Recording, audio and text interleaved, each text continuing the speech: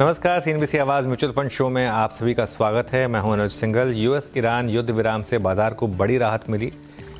पहली बार युद्ध विराम का ऐलान 8 अप्रैल को हुआ था। वहां से निफ्टी करीब 5% और बैंक निफ्टी करीब 7.5% दौड़ चुका है। मिड कैप और स्मॉल कैप में तेज़ी और ज़्यादा है। हालांकि अभी भी कच्चा तेल 100 के ऊपर और ये एक बहुत बड़ा मार्केट के लिए रिस्क फैक्टर है और अभी भी इन्वेस्टर्स के मन में काफ़ी सवाल हैं कि इस रैली से निकलें, इसका फ़ायदा उठाकर निकलें या फिर नई पोजीशंस ऐड करें। इन सब पर बातचीत करने के लिए हमारे साथ इन्वेस्को म्यूचुअल फंड के चीफ इन्वेस्टमेंट ऑफिसर ताहिर बादशाह जुड़े हैं। ताहिर जी देश के बेस्ट फंड मैनेजर्स में गिने जाते हैं और ख़ासतौर से स्टॉक सिलेक्शन पर उनकी काफ़ी बेहतरीन पकड़ है। ताहिर जी, शुक्रिया सीएनबीसी आवाज़ के साथ जुड़ने के लिए। सबसे पहला सवाल मेरा यही है, जो रीसेंट रैली हुई उसे आप कैसे देख रहे हैं? क्या एक रिलीफ रैली है ये और इसे यूज़ किया जाए थोड़ा सा वॉर सेंसिटिव सेक्टर्स में से अपनी पोजीशन ट्रिम करने के लिए, या ये एक मार्केट का मैसेज है कि एक बॉटम फॉर्मेशन हो चुका है और यहाँ से अब मार्केट बड़ी रैली के लिए तैयार है?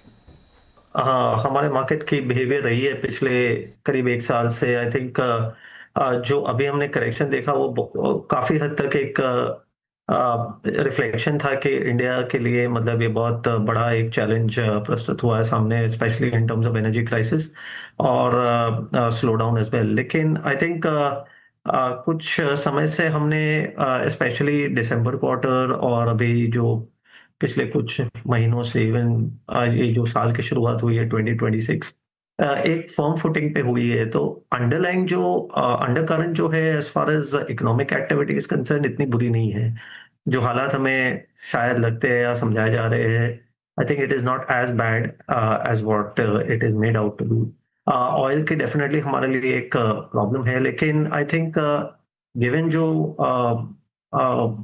वॉर के जो आज की तारीख में सिचुएशन है विद रिगार्ड टू नेगोशिएशंस वगैरह, इट लुक्स अनलाइकली कि एक नया लेवल ऑफ अग्रेशन वापस शुरू हो जाएगा इस वॉर के अंदर। तो आई थिंक ऑयल प्राइसेस भले ही मतलब वो एक बैंड में फ्लक्चुएट कर रहे हैं और वॉलेटाइल है, लेकिन एक हद तक आई थिंक वो लेवल जो ऑयल प्राइसेस का अब जो है $100 के आसपास, I think India can bear it. और specially from a fiscal standpoint also, अगर आप देखें तो we have that question and current account में भी हमारे पास क्वेश्चन है। कुछ हद तक मार्केट ने भी वो रियलिटी को रिफ्लेक्ट कर दिया है।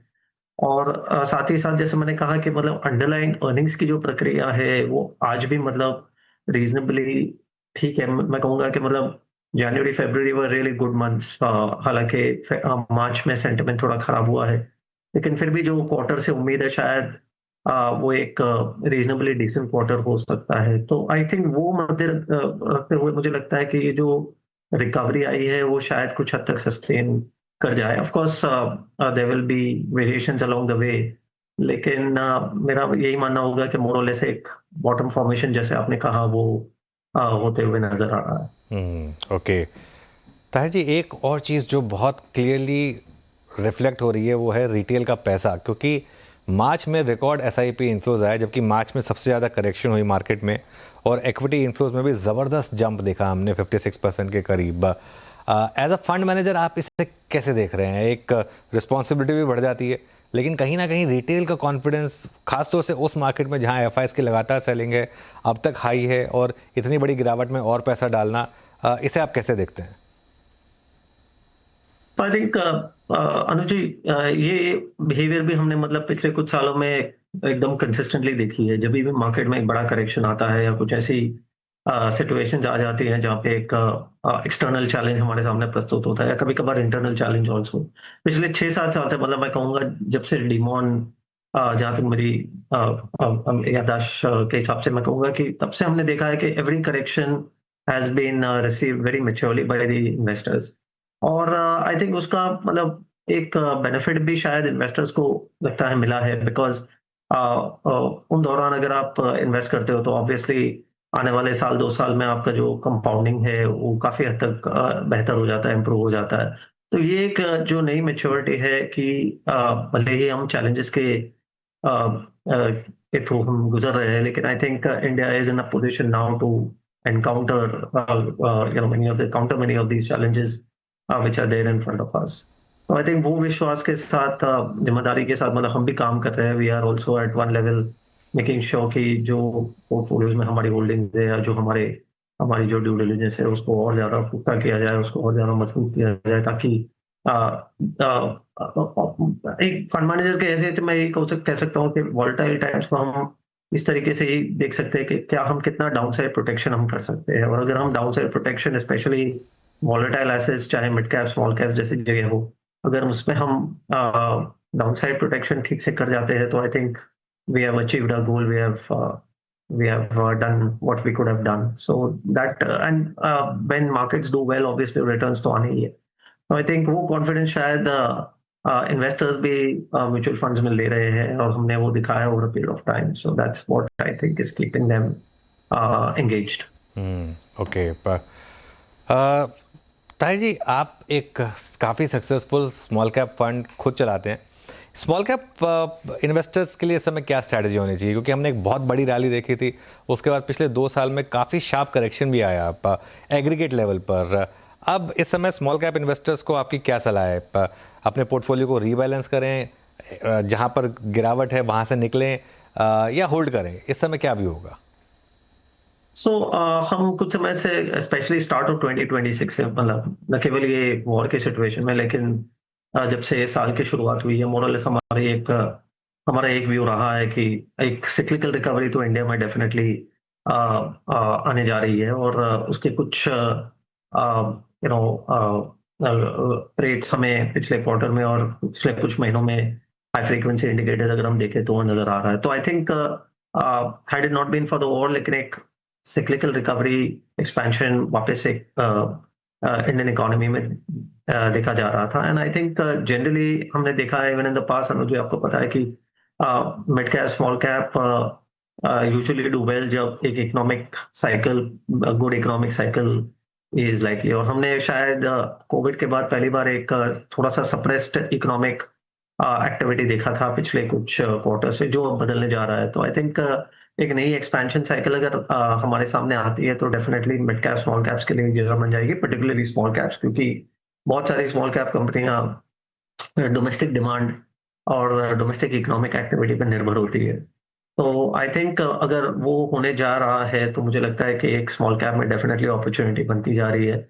हमारे पास्ट एक्सपीरियंस में हमने ये भी देखा है कि नॉर्मली स्मॉल कैप्स वगैरह को, एसेट क्लास को जनरली तब ज्यादा महत्व देना चाहिए जब वो अच्छा न करती हो। और लोगों के मन में आशंकाएं है, लोगों के मन में जब एंजाइटी है और सराउंडिंग माहौल जब अच्छा नहीं होता, I think that is a time it is better to buy small caps या स्मॉल कैप फंड्स।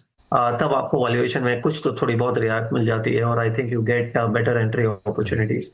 तो आई थिंक एक वेल कॉन्फिगर्ड अगर म्यूचुअल स्मॉल कैप फंड है, जिसमें वंस अगेन एक इनहेरेंट डाउनसाइड प्रोटेक्शन बनाने की एक फ्रेमवर्क होता है, तो I think this is the time when one should invest in small caps, do a gradual investment, क्योंकि मार्केट की वॉलीटिलिटी शायद थोड़ी बनी रहे कुछ समय तक, तो आपको एक एडवांटेज मिल जाएगा। हम यही चीज हमारे इन्वेस्टर्स को, जहां भी मैं जाता हूँ, जहां भी मैं लोगों को मिलता हूँ, मैं यही कह रहा हूँ कि मतलब दिस इज द टाइम जब एपेटाइट नहीं होती स्मॉल कैप्स में, तब करना ज्यादा यू नो आपके लिए प्रॉफिटेबल शायद प्रूव हो सकता है। और हमने कई बार देखा है।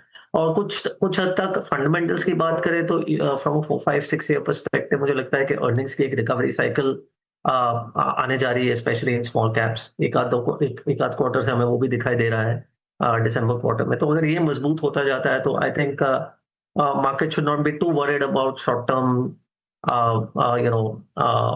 valuations या volatility in the market. अगर आप 2-3 साल का अगर व्यू ले सकते हैं तो मेरे हिसाब से there's a good time, there's a very good time, in fact, to steadily accumulate small caps. Okay.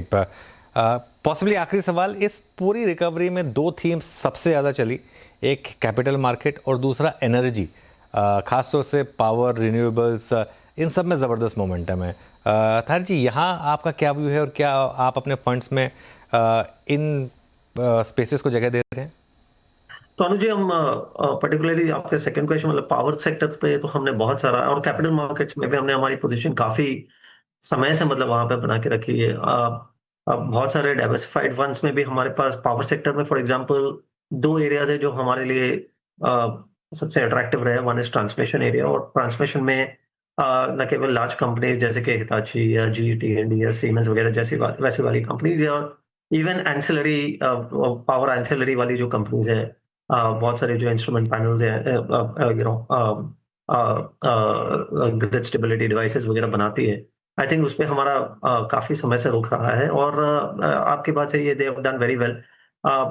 Recent energy crisis से क्लियरली ये बात और भी ज़्यादा मजबूत हो जाती है। ये एक और एक थिंग जो है वो और भी ज़्यादा मतलब स्ट्रेंथ आगे जाके दिखाएगी कि इंडिया को कुछ ना कुछ किसी न किसी तरह मतलब ये प्रॉब्लम को थोड़ी हद तक, जिस हद तक सॉल्व हो सका है, उसको करना चाहिए। एंड आई थिंक हमने वो वैसे भी वो पाथ चुन लिया था 5-6 साल पहले, जब हमने हमारा रिन्यूएबल जो टारगेट्स थे वो बनाए थे। और मुझे लगता है कि गवर्नमेंट की फोकस यही रहेगी कि इनको और भी ज़्यादा मजबूत किया जाए, और भी ज़्यादा एक्सटेंड किया जाए। हम जो करने जा रहे हैं पिछले आने वाले 5-6 साल में, वो शायद करने के बाद भी we will be maybe 1/3, 1/4 the size of what is happening in something like China on a similar scale in the area of renewables. तो काफ़ी लंबा रास्ता है, and I think there is a need of the hour as well, क्योंकि ये एक continuing problem India के लिए रही है। तो I think this team will become stronger and stronger, और वी हैव बीन पार्टिसिपेटिंग शायद डायरेक्टली थ्रू पावर कंपनी, शायद इवन थ्रू इलेक्ट्रिक व्हीकल वाली जो एंटिटीज है, जो भी देयर आर सम कंपनीज जो बैटरीज में स्पेशलाइज करती है। तो I think that area, biofuels is another area. तो अलग अलग तरीके हैं to see this opportunity and represent them in our funds. So I think we have done that quite adequately in the recent past. Capital markets भी हमारे लिए काफी important हिस्सा रहा है, specially banking and financial services का। और ये एक वंस अगेन कंटिन्यूइंग अपॉर्चुनिटी है। बीच में कुछ पॉजेज आ सकते हैं, हमने देखा है थोड़ी बहुत सिक्लिसिटी जरूर आती है, बट आई थिंक जैसे हमने डिस्कस किया, for example the whole mutual fund inflow, domestic inflow ecosystem is very very strong. तो उनसे सब कुछ जो जुड़ा हुआ है, विद चाहे वो वेल्थ मैनेजर्स हो, एसेट मैनेजर्स हो, एक्सचेंजेस हो, वो उनकी उनकी जो एक्सपेक्टेड उनकी जो इम्पोर्टेंस है वो बनी रही है। एंड उनमें जो रेगुलेटरी जो चैलेंजेस थी वो भी काफी हद तक मतलब अभी और खुलकर सामने आ गई है। रेगुलेटर ने जिन जो जो चीजें उन्हें करनी थी वो भी हो चुकी है। तो I think that is also discounted by the market. So ये थीम भी एक ऐसी है जहाँ पे हम हमारा कन्विक्शन बनाए रखें। राइट, ताहिर जी बहुत बहुत शुक्रिया आज हमारे साथ जुड़ने के लिए और अपना समय हमारे साथ स्पेंड करने के लिए। Always welcome your views. चलिए एक काम करते हैं, इस शो में एक ब्रेक ले रहे हैं, इसके बाद हमारे साथ जुड़ेंगे मनी फ्रंट के को फाउंडर और सीईओ मोहित गांग। और आज चर्चा में हम एक स्पेशल टॉपिक भी डिस्कस करेंगे, ग्लोबल इन्वेस्टिंग। आजकल इसकी बहुत चर्चा हो रही है। इसके अलावा एक दो टॉपिक्स और भी हैं। जुड़े रहिए सीएनबीसी आवाज़ के साथ।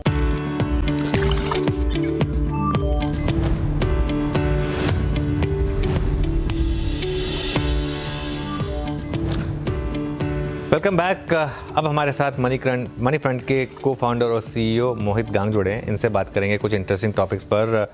मोहित, शुक्रिया सीएनबीसी आवाज़ के साथ जुड़ने के लिए। मोहित, सबसे पहले ग्लोबल इन्वेस्टिंग आजकल बहुत चर्चा में है। हालांकि चर्चा में आया थोड़ा सा शायद रॉन्ग रीज़न से, लेकिन जो भी है, अब बहुत लोग बात तो कर रहे हैं कि ग्लोबल इन्वेस्टिंग ज़रूरी है आजकल के माहौल में। तो सबसे पहला सवाल मेरा यही है कि भारतीय इन्वेस्टर्स के लिए इस समय ग्लोबल इन्वेस्टिंग क्यों ज़रूरी है और क्या क्या एवेन्यूज़ हैं उनके पास? जी, अनुज बहुत बहुत शुक्रिया शो में बुलाने के लिए। और देखिए, भारतीय इन्वेस्टर्स के लिए ग्लोबल इन्वेस्टिंग अभी नहीं, हमेशा से बहुत ज़रूरी था। अभी हालांकि बहुत उभर कर बाहर आया है, बिकॉज भारतीय बाजार ने पिछले 1.5-2 साल से कोई भी रिटर्न्स नहीं दिए। तो ऑलमोस्ट सितंबर 2024 से अब तक का समय ले लिया अनुज, तो मार्केट्स एकदम फ्लैट है, रेंज बाउंड है। और शायद यही कारण है कि अब निवेशकों को लग रहा है कि उन्होंने एक बहुत बड़ा अपॉर्चुनिटी जो है ग्लोबल मार्केट्स में निवेश करने का, वो मिस कर दिया है कहीं ना कहीं।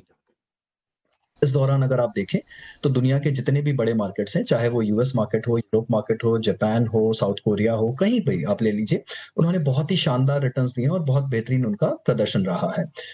भारतीय निवेशकों की एक तरह से अनुज मैं ये विडंबना कहूंगा कि शायद बहुत सारे मौके भी नहीं थे या बहुत सारे रूट्स नहीं थे ग्लोबल इन्वेस्टिंग के। एक म्यूचुअल फंड का ही रूट उपलब्ध था, उसमें भी आरबीआई के बहुत सारे रेस्ट्रिक्शंस आ गए थे और फंड हाउसेस के लिमिट्स बर्स्ट हो गए। तो बहुत सारे जो स्कीम्स थे ग्लोबल इन्वेस्टिंग के, वो बंद थे। हालांकि इसमें कोई दो राय नहीं है कि आज भी बहुत सारे रूट्स अवेलेबल हैं और ग्लोबल इन्वेस्टिंग किसी भी पोर्टफोलियो में कम से कम 15 से 25% होना ही चाहिए, depending on your risk profile and time horizon. बिल्कुल। तो इस समय फिर सवाल यही है कि कैसे इन्वेस्ट करें। एक तो होता है कि आप वो LRS स्कीम के थ्रू इन्वेस्ट कर सकते हैं, एक होता है डोमेस्टिक म्यूचुअल फंड्स में कुछ ETFs होते हैं। तो एवेन्यूज क्या क्या हैं और किस तरीके से और कितना इन्वेस्ट करना चाहिए ग्लोबल मार्केट में? जी अनुज, इसके 3-4 एवेन्यूज हैं अवेलेबल फिलहाल। देखिए, सबसे सरल और आसान एवेन्यू है कि आप म्यूचुअल फंड के through he, fund of funds होते हैं जो कि इंटरनेशनल फंड्स में इन्वेस्ट करते हैं, उसके थ्रू आप निवेश कर सकते हैं। तो इसके अंडरलाइंग में आपको यूएस नैस्डैक थीम, S&P 500 के ETFs, आपको ग्लोबल टेक फंड्स, आपको चाइना बाजार, आपको बहुत सारे दुनिया के थीम्स जो हैं वो इस फंड ऑफ फंड रूट के जरिए मिल जाएंगे। पर जैसा कि मैंने कहा कि RBI ने कुछ लिमिट रेस्ट्रिक्शंस लगा रखे हैं फंड हाउसेस पे, तो यहाँ पर जो लिमिट्स हैं वो फंड हाउसेस की बहुत सारी बर्स्ट हो चुकी हैं और काफी स्कीम्स ऐसे हैं जहां पर सिर्फ SIP का रूट उपलब्ध है, काफी स्कीम्स ऐसे हैं जहां बिल्कुल भी लिमिट नहीं है, और हाल गिनी चुनी कुछ 4-5 स्कीम्स हैं अनुज बाजार में जो कि अभी ओपन है फिलहाल निवेश के लिए। तो पहला रूट तो है ये म्यूचुअल फंड का। दूसरा रूट होता है कि आप डायरेक्टली, काफी सारे स्टॉक ब्रोकिंग साइट्स हैं जो कि आपको डायरेक्टली अलाउ करते हैं ग्लोबल ETFs खरीदने में। वो नैस्डैक का ETF हो या S&P 500 का ETF हो, तो जितने भी बड़े ब्रोकिंग हाउसेस हैं उनकी जो वेबसाइट्स या ऐप है उसके थ्रू आप निवेश कर सकते हैं। तीसरा जो रास्ता पॉपुलर हो रहा है धीरे धीरे वो है ग्लोबल पोर्टल्स का, जैसे इंटरनेशनल ब्रोकर्स हो गया, IBKR जिसको हम बोलते हैं, ये वेस्टेड हो गया। ये कुछ ऐसी साइट्स हैं जो आपको ग्लोबल इन्वेस्टमेंट्स मुहैया कराती हैं। इनके थ्रू आप कहीं पर भी किसी भी ग्लोबल मार्केट में निवेश कर सकते हैं। स्पेशली IBKR दुनिया की सबसे बड़ी ग्लोबल वेबसाइट है, उसके थ्रू आप ऑलमोस्ट 120 प्लस कंट्रीज में निवेश कर सकते हैं। उनके ETFs, इंडाइसेस, बॉन्ड फंड्स कहीं भी निवेश कर सकते हैं, पर ये सारा जो निवेश है वो LRS लिमिट के अंदर में।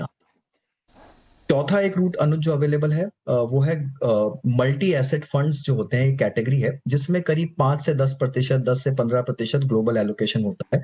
तो आपको पोर्टफोलियो एज अ प्रोडक्ट चाहिए और उसके अंदर में एक छोटा सा इंटरनेशनल एलोकेशन चाहिए, तो वो रूट भी अवेलेबल है। और पांचवा और आखिरी रूट जो अब बहुत पॉपुलर हो रहा है पिछले 1 साल से, और मुझे लगता है आने वाले समय में जो सबसे बड़ा रूट बनेगा वो है गिफ्ट सिटी का रूट।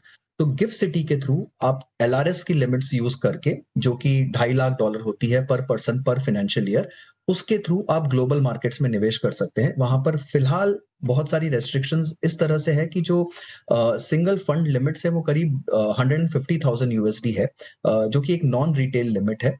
यहाँ पर रिटेल लेवल पे यानी छोटे टिकट साइजेस पे बहुत कम ऑप्शंस फिलहाल अवेलेबल हैं, 2-3 ही अवेलेबल हैं गिनती के। मुझे लगता है जो रिटेल लिमिट वाले ऑप्शंस हैं धीरे धीरे वो बहुत ज्यादा बढ़ जाएंगे या खुल जाएंगे, तब जो गिफ्ट सिटी का रूट है through LRS, that will become बहुत पॉपुलर। और मुझे लगता है शायद रेगुलेटर भी कहीं ना कहीं चाहते हैं कि जितना भी फॉरेन निवेश हो वो via LRS through gift city route हो और म्यूचुअल फंड के रूट के जरिए नहीं हो, इसलिए म्यूचुअल फंड की लिमिट्स भी नहीं खोली जा रही है। सो ये 4-5 तरीके हैं ग्लोबल इन्वेस्टिंग के। मोहित, ये मैं कहीं पढ़ रहा था कि ये जितने भी फंड्स गिफ्ट सिटी के थ्रू लॉन्च हुए थे सारे रेड में हैं, मतलब जब से लॉन्च में हैं। क्या ये सही है और ऐसा क्यों फिर? देखिए अनुज, ये काफी इंटरेस्टिंग ऑब्जर्वेशन है आपका और बहुत हद तक गलत नहीं है। एक तो बहुत बड़ा ट्रैक रिकॉर्ड नहीं है इन फंड्स का, 3 से 6 महीने अगर मैं देखूं तो जो आउटवर्ड फंड्स है उनका ट्रैक रिकॉर्ड शायद इतना ही है। YTD अगर हम देखें, because of the west Asia conflict, most of the global markets including US has not done well. तो कहीं ना कहीं वो इन फंड्स को इम्पैक्ट किया है। बहुत सारे, जैसे मैंने बोला, बहुत सारे ऑप्शन नहीं है, कुछ 4-5 ही ऑप्शन है, और प्लस इन्होंने भी, इन फंड्स ने भी बहुत सारा पोर्शन अगर आप देखें तो कैश में लेकर बैठे हैं, इन्होंने डिप्लॉय नहीं किया given the conflict and tensions and everything. In fact जैसे कुछ फंड्स हैं, मान लीजिए DSP का ग्लोबल गिफ्ट सिटी फंड है, राइट, तो उसके पोर्टफोलियो में आप अभी भी देखें कि 25% कैश है। ये पहला फंड था जो कि रिटेल लेवल पे लॉन्च हुआ था, यानी यहाँ टिकट साइज सिर्फ $5,000 का है, करीब करीब 5 लाख, 4.5 लाख रुपए, 5 लाख रुपए के आसपास। तो फंड मामूली सा नेगेटिव है, आई थिंक 10 रुपए के एनएवी पे शायद अभी कुछ एनएवी 960 के आसपास का होगा, तो मामूली सा नेगेटिव है, बट फंड ने पूरा कैश डिप्लॉय भी नहीं किया है। ग्लोबल स्टॉक्स में निवेश करते हैं, चाहे वो यूएस मार्केट के हो, चाहे यूरोप के हो या फिर इंटरनेशनल मार्केट्स में और भी बहुत सारे मार्केट्स में उनके क्राइटेरिया सिर्फ मार्केट कैप को लेकर है, यानी बहुत लार्ज कैप कंपनीज में ही निवेश करते हैं। तो इस तरह के 3-4 फंड्स हैं। पराग पारिक का एक ऑप्शन है जो अभी लॉन्च हुआ है 1-2 महीने पहले। इसी तरह मिराय का एक फंड है जो भी 2-3 महीने से ज़्यादा की उसकी एज नहीं है। तो ट्रैक रिकॉर्ड बहुत बड़ा नहीं है अनुज, और लास्ट 3 महीने में मार्केट्स में काफ़ी उठा-पटक रही है, तो उसके चलते शायद ये हल्के नेगेटिव हैं, बट मुझे नहीं लगता कि लॉन्ग टर्म वो ट्रैक रिकॉर्ड रहेगा। Think as an Avenue this is a great Avenue, और शायद ये फंड अभी शुरू ही हो रहे हैं, इसलिए अच्छा टाइम भी है कि आप राइट टाइम पे इनमें एंट्री ले सकें। ऑलराइट, चलिए मोहित, आज इतना ही। मैं इस टॉपिक पर आपसे एक अलग से शो करूंगा, लेकिन क्योंकि काफ़ी इंटरेस्टिंग टॉपिक है और इस पर हम एक पूरा शो डेडिकेट कर सकते हैं, लेकिन आज हमारे पास समय कम है। आज CNBC आवाज़ के साथ जुड़ने के लिए बहुत बहुत शुक्रिया। चलिए, CNBC आवाज़ म्यूचुअल फंड शो में अभी के लिए इतना ही। आप जुड़े रहिए CNBC आवाज़ के साथ।